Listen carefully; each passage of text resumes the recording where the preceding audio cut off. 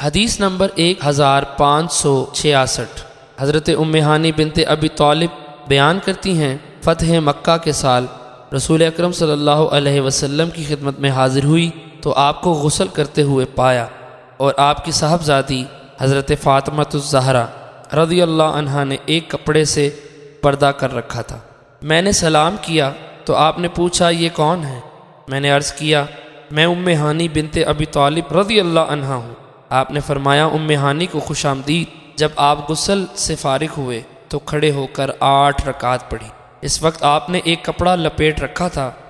جب سلام پھیرا تو میں نے عرض کیا یا رسول اللہ، میرے بھائی حضرت علی المرتضیٰ رضی اللہ عنہ کا خیال ہے کہ وہ ایسے شخص کو قتل کرنے والے ہیں جس کو میں پناہ دے چکی ہوں، وہ فلاں ابن حبیرہ ہے۔ نبی اکرم صلی اللہ علیہ وسلم نے فرمایا اے ام ہانی، جس کو تم نے پناہ دی ہم نے بھی اسے پناہ دی۔ حضرت ام ہانی رضی اللہ عنہا فرماتی ہیں یہ چاشت کا وقت تھا یا چاشت کی نماز تھی۔